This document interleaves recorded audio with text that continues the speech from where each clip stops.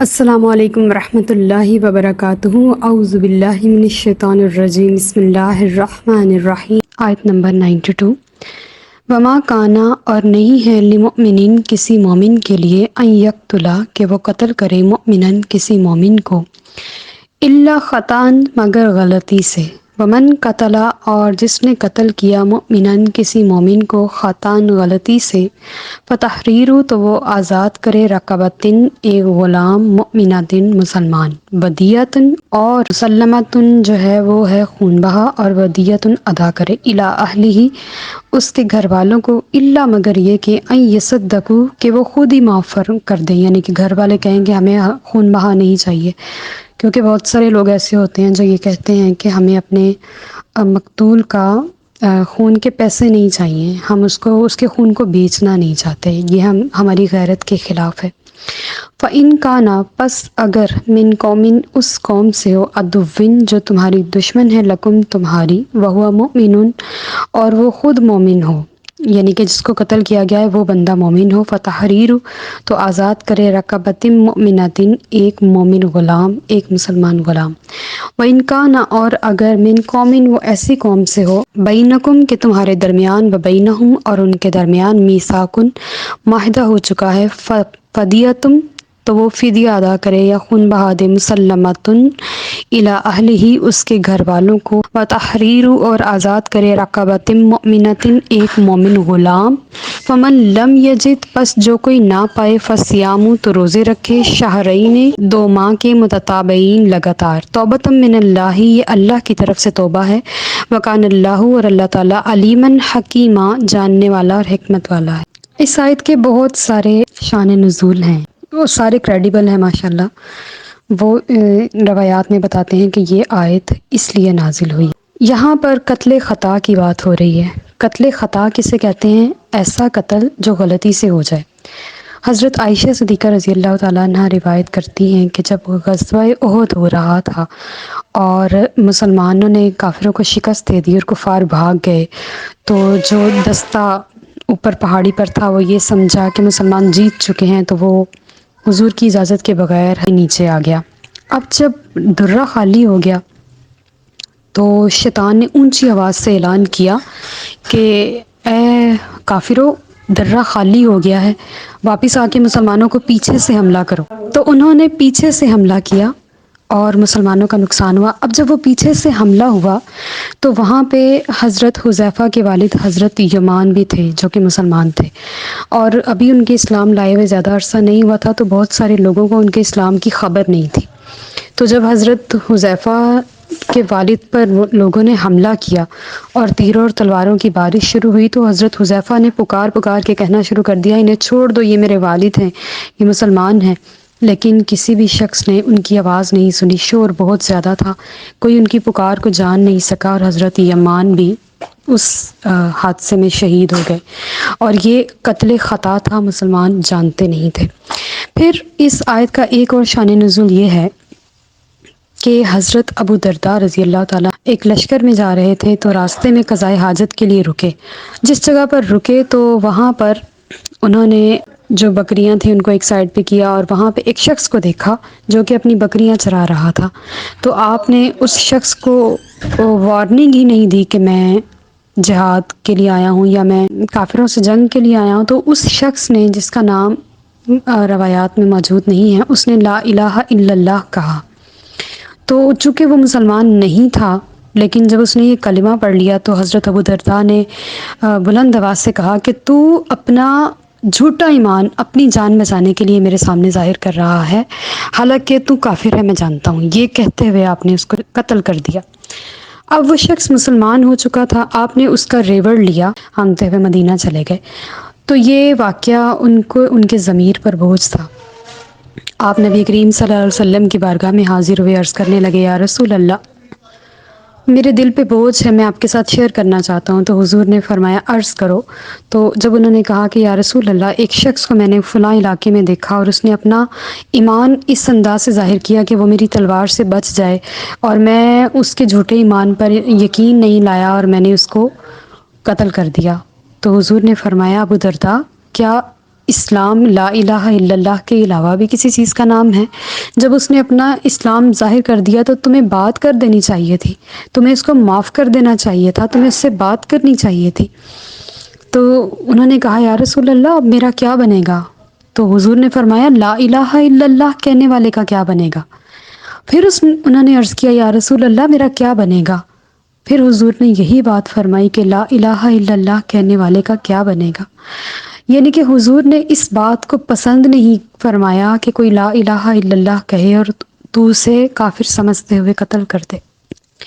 پھر ایک اور واقعہ، حضرت عباس بن ابی ربیہ، انہوں نے بھی ایک شخص کو جو نیا نیا مسلمان ہوا تھا کافر سمجھتے ہوئے قتل کر دیا تھا، اور وہ جانتے نہیں تھے کہ یہ مسلمان ہے، کیونکہ وہ نیا نیا مسلمان ہوا تھا۔ وہ ابو جہل کا ستیلا بھائی تھا۔ یہ ملٹیپل واقعات ہوئے تھے، چونکہ اسلام ابھی پھیل رہا تھا اور آہستہ آہستہ لوگ مسلمان ہو رہے تھے، کوئی اپنا ایمان ظاہر کر رہا تھا، کوئی کفار کے ساتھ رہ رہا تھا، کسی کی ہمت نہیں ہو رہی تھی اپنے آپ کو مومن ظاہر کرنے کی، اور کافروں کے سامنے وہ اپنا ایمان چھپا رہا تھا۔ اس طرح کے واقعات تھے، اور وہاں پہ یہ سمجھ آنا مشکل تھا کہ یہ شخص واقعی میں مومن ہے، منافق ہے یا مسلمان ہے۔ اس دور میں ایسا ہو رہا تھا، لیکن آج کے دور میں بھی ایسا ہو رہا ہے۔ کوئی گولی کا نشانہ کسی اور کو بناتا ہے، زد میں کوئی اور آ جاتا ہے، اور کوئی تیزاب کسی اور پر پھینکتا ہے، زد میں کوئی اور آ جاتا ہے۔ یہ خطا، قتل خطا جو ہے، یہ اس کا بھی قرآن پاک نے نظام بتا دیا ہے کہ اس کے ساتھ کیسے نمٹنا ہے۔ اللہ تعالیٰ فرمانے کہ اگر کوئی کسی مومن کو خطا کے ساتھ، غلطی کے ساتھ قتل کر دے، اور وہ شخص مومن ہو لیکن اس کے ایمان کا پتہ نہ ہو، تو اس قتل کرنے والے کی سزا یہ ہے کہ وہ ایک مسلمان غلام آزاد کرے، کافر نہیں، مسلمان غلام۔ لیکن آج چونکہ غلامی کا رواج نہیں ہے، دنیا میں کوئی بھی شخص کسی بھی شخص کا غلام نہیں ہے۔ جو ملازم ہیں یہ بھی کسی کے غلام نہیں ہے، یہ خریدے نہیں ہیں، یہ تنخواہ دار ہیں۔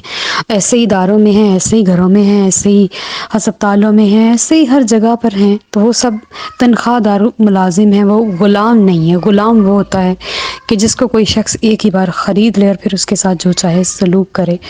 تو یہ رواج دنیا میں ختم ہو چکا ہے، اور خون بہا اسلام نے 100 اونٹ کی دیت مقرر کی ہے، اور اس میں آپ نبی کریم صلی اللہ علیہ وسلم کی ذہانت دیکھیں کہ انہوں نے خود یہ سلیکٹ کی۔ قرآن پاک میں کہیں بھی 100 اونٹ کا تذکرہ نہیں ہے، بلکہ حضور نے سلیکٹ فرمائی ہے، کیونکہ اگر حضور چند درہم، چند دینار، چند ریال، یا جو بھی اس دور کی کرنسی تھی اس کو اگر سلیکٹ کر لیتے تو وقت کے لحاظ سے کرنسی کی قیمت گرتی رہتی ہے۔ تو وہ 100 اونٹ اگر حضور نہ مقرر فرماتے، روپیہ مقرر فرماتے، تو قتل کرنا اور دیت ادا کرنا تو کوئی مسئلہ ہی نہیں تھا۔ اگر کوئی کسی کو قتل کرے گا تو کم از کم 1.5 کروڑ کا رینج کرے گا دیت ادا کرنے کے لیے۔ آج کل تو انسانی جان کی کوئی قیمت ہی نہیں ہے۔ ارشد شریف کی مثال ہمارے سامنے ہے، کیسے ایک ماں اپنے بچے کو اس مقام تک پہنچاتی ہے، کس طرح وہ ایک ایک دن کر کے پڑھے لکھے، کس طرح انہوں نے تحقیق کی، اور کس طرح وہ اس مقام تک پہنچے اور ایک گولی کا نشانہ بنے، جو کیا 30-40 روپے کی ہے۔ یہ تو انسانی جان کی قیمت ہے۔ تو یہ انسانی جان کی ایک قیمت تھی جو حضور نے اس دور میں مقرر فرمائی تھی، اور حضور جانتے تھے کہ روپے کی قیمت گھٹ جائے گی اور انصاف کے تقاضے پورے نہیں ہوں گے، لہٰذا آپ نے پہلے ہی اپنی ذہانت کے ساتھ، اور یہ تا قیامت 100 اونٹ رہے گی، اونٹ 5 لاکھ کا بھی ہو جائے، 10 لاکھ کا بھی ہو جائے، ایک انسانی جان کی قیمت 100 اونٹ کے برابر ہی رہے گی۔ کوئی بھی شخص اس گولی کا، اس جان کے نکلنے کا مداوع نہیں کر سکتا۔ تو یہ اس کے گھر والوں کو ادا کرنا ہوگا۔ اگر پھانسی نہیں چڑھنا تو، قتل کے بدلے قتل نہیں ہونا، تو اس کے گھر والوں کو دیت ادا کر دی جائے۔ اور اگر اس کے گھر والے اس بات پر غیرت کھاتے ہیں کہ ہم اپنے مرنے والے کا خون کے پیسے کھائیں، تو وہ خون کا بدلہ خون ہی ہے جو ہماری شریعت نے مقرر کیا ہے۔ اور اگر وہ اس قوم سے ہو، یعنی کہ جو ہماری دشمن قوم ہے، لیکن وہ جو مومن ہے، قتل ہونے والا وہ مومن ہے، تو صرف ایک غلام آزاد کرے، دشمن قوم یعنی کافر قوم کو دیت ادا نہ کرے، کیونکہ وہ جو 100 اونٹ کی قیمت ہے تقریباً 1.5 کروڑ روپیہ ہے۔ تو وہ 1.5 کروڑ سے ہمارے ہی خلاف اسلحہ بارود یا اس طرح کی دوسری چیزیں استعمال کریں گی، لہٰذا ان کے گھر والوں کو دیت نہیں دینی بلکہ ایک غلام آزاد کرنا ہے تو وہ کافی ہو جائے گا۔ اور اگر وہ اس قوم سے ہو، یعنی کہ وہ جو مقتول ہے وہ اس قوم سے ہو کہ ہمارے اور اس کے درمیان معاہدہ ہو چکا ہو کہ ہم ایک دوسرے کے بندے قتل نہیں کریں گے، ایک دوسرے کی چیزیں خراب نہیں کریں گے، تو وہ اس کے گھر والوں کو خون بہا ادا کرے، چاہے وہ کافر ہوں، عیسائی ہوں، یہودی ہوں، مجوسی ہوں، کوئی بھی ہوں، ان کو ویسے ہی ہم نے 100 اونٹ خون بہا جو ہے وہ ادا کرنا ہے اور ایک غلام بھی آزاد کرنا ہے۔ اب اس کا کیا توڑ ہے کہ اگر کوئی شخص غلام آزاد نہیں کر سکتا، کیونکہ غلامی کا رواج بھی ختم ہونا تھا اور یہ قرآن تا قیامت رہے گا، تو یہ بھی اللہ جانتا تھا اور حضور اکرم صلی اللہ علیہ وسلم بھی جانتے تھے کہ غلامی کا رواج ختم ہوگا، تو جو غلام نہ ہوگا تو اس کے لیے کیا حکم ہے؟ تو اس کا حکم یہ ہے کہ وہ شخص 2 مہینے لگاتار روزے رکھے، اور اگر ایک بھی روزہ چھوٹ گیا تو وہ اس ایک روزے کو دوبارہ سے پہلے روزے سے سٹارٹ کرے گا، یہ نہیں کہ پچھلے جو روزے گئے ہیں ان کو اس میں کاؤنٹ کر لے۔ تو بس قتل کرنے سے پہلے ہی سوچ لیا جائے کہ یہ اتنی زیادہ اس کی ریسٹرکشنز ہیں، اتنی زیادہ اس میں ہمیں اللہ پاک کی طرف سے آزمائشیں ہیں، تو پہلے انسان اپنا ہاتھ روک لے کہ یہ اپنا فیصلہ اپنے رب پہ چھوڑ دے، قیامت والے دن پہ چھوڑ دے، پھر وہ تسلی میں آ جائے گا، اطمینان کر لے گا کہ میرا رب تو ہے نا، وہ اس سے نمٹ لے گا اس کو قتل کرنے سے پہلے۔ اور اللہ تعالیٰ بہتر جاننے والا ہے، حکمت والا ہے کہ ان ساری آیات کے پیچھے اس نے کیا حکمتیں چھپا رکھی ہیں۔ اللہ ہمیں برے وقت سے بچائے، ہمارے سب پیاروں کی حفاظت فرمائے، آمین۔ آیت نمبر 93، وَمَن یقتل، اور جو قتل کرے مؤمناً کسی مومن کو متعمداً جان بوجھ کر، فجزاؤہ تو اس کی سزا ہے جہنم خالداً فیہا وہ اس میں ہمیشہ رہے گا، وغضب اللہ اور اللہ ناراض ہوا اس سے، علیہ اس پر، ولعنہ لعنت ہے اس پر، وعد لہ اور تیار کر رکھا ہے اس کے لیے، عذاباً عظیما بڑا عذاب۔ جان بوجھ کے قتل کر دینا نبی کریم صلی اللہ علیہ وسلم کا قول مبارک ہے، دنیا کے فنا ہونے سے بھی بے گناہ مومن کا قتل اللہ کے نزدیک شدید ترین عمل ہے، یعنی کہ اللہ پسند نہیں فرماتا پوری دنیا ختم ہو جائے، وہ کم ہے، لیکن اگر ایک بے گناہ قتل ہو جائے تو اللہ کے نزدیک شدید ترین ہے۔ اور اہل سنت کی رائے یہ ہے کہ سچے دل سے توبہ کرنے والے کی توبہ قبول ہو جاتی ہے، کیونکہ وہی بات جو بنی اسرائیل کا واقعہ ہے، اس نے 99 قتل کیے اور جس نے کہا کہ اللہ معاف نہیں کرے گا اس کو بھی قتل کر دیا، 100 قتل پورے کر کے اللہ نے پھر بھی اس کو بخش دیا۔ لیکن پھر بھی اللہ کے نزدیک یہ بڑی ہی تکلیف دہ بات ہے کہ کوئی شخص کسی شخص کو جان بوجھ کر بے گناہ مار دے، کوئی ریزن کے بغیر۔ اللہ تعالیٰ ہمیں برے وقت سے بچائے، آمین۔ وما علینا الا البلاغ المبین۔ Like, subscribe and share.